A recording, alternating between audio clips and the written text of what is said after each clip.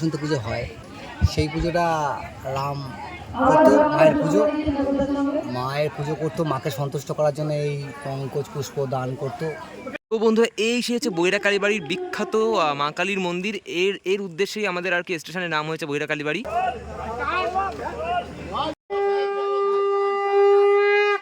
বাসন্তী পুজো নিয়েই আজকের পুরো ব্লগটা থাকছে।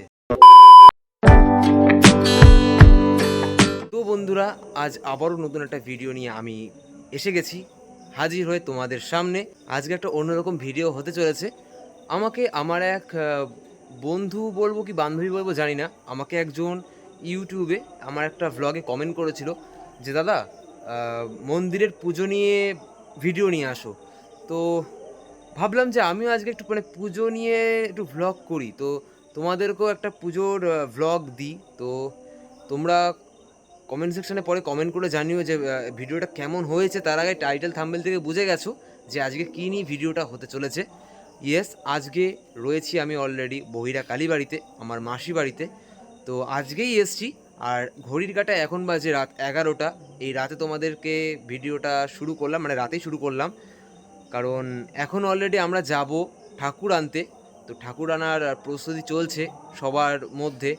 তো গাড়ি এসেই গেছে, আর আমি আজকে একা নই, আমার ভাই আজকে সাথে রয়েছে। তো এই যে আমার ভাই, ওদের এখানেই পুজোটা হয়। খুব নামকরা পুজো, বহিরা কালীবাড়ির মতো জায়গায় সব থেকে বড় পুজো বাসন্তী পুজো। তো গাড়ি তো এসে গেছে, তো এখন আমরা ঠাকুর আনতে যাব। আর এখন আমরা রয়েছি, কোথায় রয়েছি তোমাদেরকে দেখিয়ে নিই। অলরেডি এটা হচ্ছে শিব মন্দির, আমার অপোজিটে ছিল। শিব মন্দিরের সামনে দাঁড়িয়ে আর কি আজকে ভিডিওটা করছি। তো বাসন্তী পুজো নিয়েই আজকের পুরো ব্লগটা থাকছে।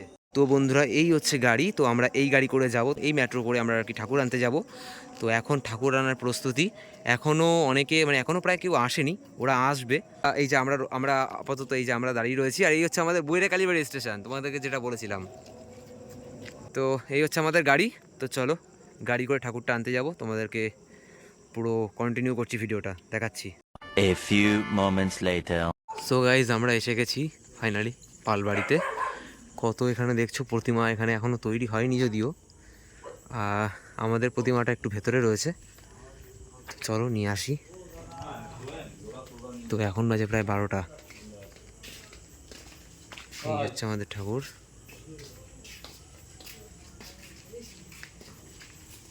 তো আমার মেশো এসছে, ভাই এসছে। এই হচ্ছে আমাদের প্রতিমা।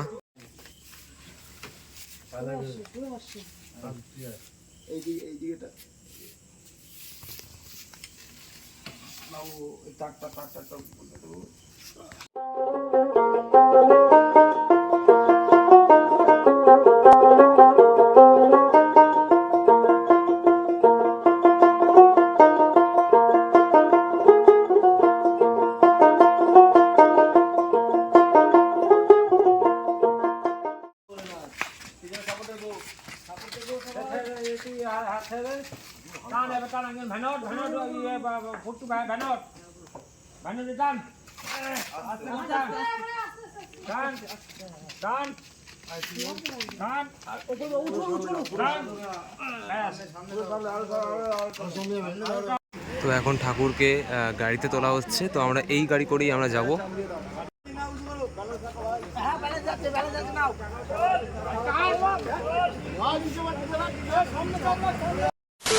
তো আমাদের দেখতেই পারছো বাসন্তী মা চলেই এসেছে তার নিজের কক্ষে, নিজের গৃহে। ওপরটা খুব সুন্দরভাবে সাজিয়েছে, আর এই মেট্রোতে করে আনা হয়েছে। আমি এই মা সরস্বতীকে ধরে নিয়ে এসেছি। তো অনেক বড় একটা জার্নি ছিল নিয়ে আসাটা, অনেক। তো ফাইনালি সাকসেসফুল হলো আমাদের আসাটা, আর মায়ের মুখটা খুব সুন্দর হয়েছে। এই জায়গাটাই রাখা হবে।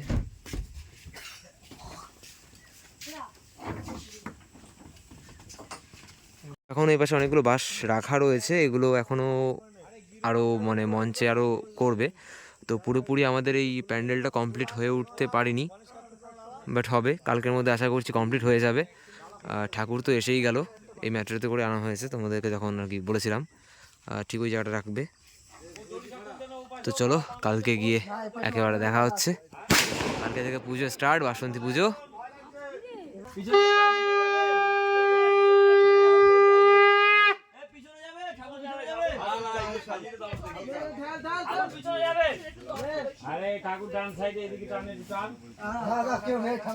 Tomorrow. বন্ধুরা, আজকে বাসন্তী পুজোর শুভ সপ্তমী, আর এখন অলরেডি ঘড়ির কাঁটায় বাজে রাত 9টা। কিছুক্ষণ আগেই আমাদের এখানে মানে অনুষ্ঠান শুরু হয়েছে, কিছু বাচ্চারা নাচা গানা করছে। তো অনেক নৃত্যশিল্পীরা উঠেছে, কম বয়সী ছেলে মেয়েরা। তো সেগুলো তোমাদেরকে কিছুটা ভিডিও ফুটেজে দেবো, আর বাসন্তী পুজোটা মেন দেখাবো। তো আজকে সপ্তমীতে আজকে ভালোই আর কি, মানে কিছু খাবারের স্টলও হয়তো বসেছে, মেলার স্টলও হয়তো বসেছে, সব কিছুই আমি তোমাদের কাছে ভিডিওতে দেখাবো। তো চলো বেশি দেরি না করে ভিডিওটা কন্টিনিউ করছি। তো বন্ধুরা, এই সে হচ্ছে বৈরা কালীবাড়ির বিখ্যাত মা কালীর মন্দির। এর উদ্দেশ্যেই আমাদের আর কি স্টেশনের নাম হয়েছে বৈরা কালীবাড়ি। তার পাশে একটা বড় বট গাছ রয়েছে, এটা অনেক বড় জাগ্রত বট গাছ। আর এই মায়ের পুজো আর কদিন বাদই হবে। তো ওই সাইডটায় রয়েছে, ওই পাশটা দেখতে পাচ্ছ, ওই যে শিব মন্দির। তো আমি আগের দিন আর কি যে ভিডিওটা করেছিলাম, মানে এই ভিডিওর ফুটেজেই রয়েছে, সেটা হচ্ছে গিয়ে ওটা শিব মন্দির ছিল, আর এটা মা কালীর মন্দির। আর পাশে একটা বড় একটা ডোবা টাইপের রয়েছে এই পাশটায়। আর আমাদের মেন পুজো হচ্ছে ওইখানটায় হচ্ছে। তো আমি এখন ওই দিকটাতেই যাব। আর এদিকটা পুরো ফাঁকা জমি, ফাঁকা জায়গা। তো সুন্দর একটা প্রাকৃতিক পরিবেশ, তার মধ্যে হাওয়া দিচ্ছে, কাশফুল টাইপের কিছু ফুটেছে এই যে।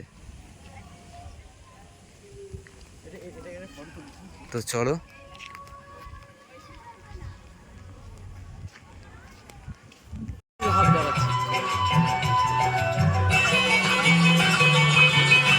বৈরা কালীবাড়ির অনেক বছর ধরে পুজো হচ্ছে। আর এটা হচ্ছে বৈরা কালীবাড়ি নবজাগরণ সংঘ, না নবারুণ সংঘ? নবজাগরণ সংঘ। আচ্ছা, বৈরা কালীবাড়ি নবজাগরণ সংঘের আর কি পক্ষ থেকে আর কি এই পুজোটা হয়। কত বছর পুজো এটা, কততম বছর? মোটামুটি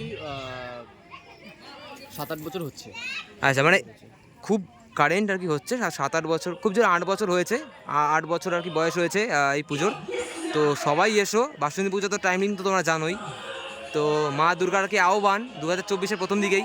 তো বলো তুমি বাসন্তী পুজো সম্পর্কে কিছু বলো। আর আমাদের তো অষ্টমী পুজো তো এখন শুরু হয়নি, আজকে মহাসপ্তমী। মহাসপ্তমী পুজো, তো মহাসপ্তমীর পুজো কি এই অবধি শেষ হয়ে গেছে?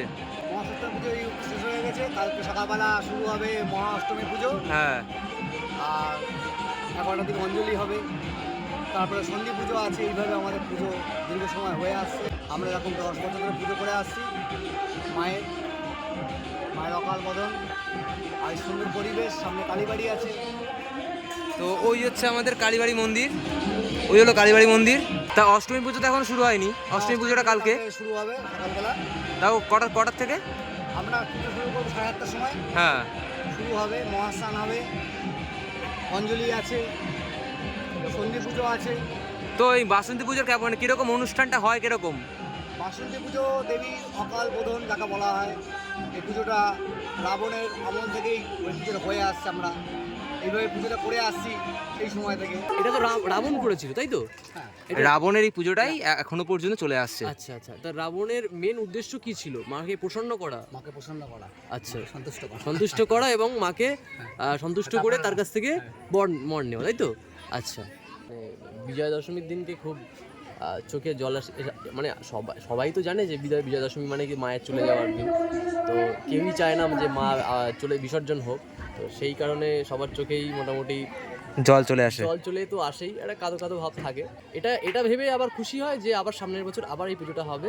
কেন এখনো পর্যন্ত দুর্গাপুজো তো রয়েছে, এটা তো বাসন্তী পুজো। বাসন্তী পুজো ঠিক আছে, দুর্গাপুজোটার মানুষের আরো বেশি ইমোশন। ওটা পুজোতে কি হয়, যে কোনো পুজোতে বিজয়া দশমী যেদিনকেই আসে সেই দিনকেই হচ্ছে সবারই চোখে জল চলে আসে। বাঙালি মানেই এরকমই একটা, বাঙালি একটা আবেগ আছে। এবার সেই জন্য বিজয়া দশমী মানে এটাই চোখে জল আসা যে আবার সামনের বছরে আসবে। অনেকটা দিন, 365 একটা বছর অপেক্ষা, একটা বছর অপেক্ষা। কিন্তু এটাও ভেবে ভালো লাগে সামনের বছর আবার হবে। আমি তো আমার জন্মপর থেকে দেখে আসছি। তো পুজোটা এইভাবে, মানে মন্দিরটা আগে তো ছিল না, এখন নতুন করে মন্দির তৈরি করা আছে, বাবা পুজো করে। তো খুব সুন্দর পরিবেশ। আবার কালীবাড়ির তো আর কিছুদিন পরে আবার পুজো আসছে, কালীবাড়ি পুজোর যে খুব জাগ্রত যে পুজোটা, বুদ্ধ পূর্ণিমা হবে। হ্যাঁ হ্যাঁ, সারা গ্রাম মিলে আর কি খাওয়া দাওয়াটা হবে। সারা গ্রাম মিলে সবাই, হ্যাঁ হ্যাঁ, বাইরে থেকে লোক আসে। হ্যাঁ, অনেক ভক্তবৃন্দরা আসে বাইরের থেকেও আর কি, দূর দূরান্ত থেকে আসে। এমনকি আবার ওই হচ্ছে মন্দির তোমাকে যেটা বললাম, তো খুবই জাগ্রত। এমনকি যারা স্টেশন মাস্টার থেকে শুরু করে গেটম্যান, তারপর হচ্ছে যারা লোকো পাইলট, যারা ড্রাইভার, তাদেরকে আর কি দাঁড় করিয়ে মানে ঠাকুরের আর কি প্রসাদ খাওয়ানো হয়, তাই তো বল? হ্যাঁ, সমস্ত বাইরে থেকে অনেক ভক্তবৃন্দরা আসে, যারা দূর দূর থেকে আসে, যেমন ডায়মন্ড হারবার থেকে আসে অনেকে, ওদিকে নামখানা থেকে আসে অনেকে, আবার নৈহাটি ওই সাইডের দিক থেকেও আসে, আবার কেউ কেউ এদিকের আপনারা বাইরে থেকে বলতে কলকাতার সমস্ত সেক্টর 5, সেক্টর 2, নিউ টাউন, মানে মোটামুটি দূর দূরান্ত থেকে অনেকেই আর কি আসে। মোটামুটি ওয়েস্ট বেঙ্গল, বৈরা কালীবাড়ির নাম আছে। হ্যাঁ, বিভিন্ন জায়গা থেকেই আসে। এবং বৈরা কালীবাড়ির এই বুদ্ধ পূর্ণিমার যে পুজোটা, এটাতে প্রচুর লোক হয়, মিনিমাম 1000, 2000, 3000 এরকম। সারা মানে গ্রামবাসী এখানে আসে মোটামুটি, হিসেবে নেই, গ্রামের লোক তো হিসেবের আসেই, বাইরে। হ্যাঁ গ্রামের হ্যাঁ, লোক তো আসেই, আর বাইরের থেকে কত লোক আসে কোনো হিসাব নেই। আচ্ছা। আমরা এই রামের যে বাসন্তী পুজো হয়, সেই পুজোটা রাম করতো, মায়ের পুজো করতো, মাকে সন্তুষ্ট করার জন্য এই পঙ্কজ পুষ্প দান করতো। আমরা এই রামনবমী এই পুজো আমরা করে থাকি, মাকে এইভাবে আরাধনা করে থাকি, মা সন্তুষ্ট হয়। আর রামের যে পুজোটা বলো, সেটা অকাল বোধন, এটা অকাল বোধন, আমরা মায়ের এই পঙ্কজ পুষ্প নিয়ে, পঙ্কজ পুষ্প কম পড়াতে রাম তার চক্ষু মাকে দান করে, মা সন্তুষ্ট হয়, মা তাকে আশীর্বাদ দান করে। তো এখন মায়ের আরতি চলছে।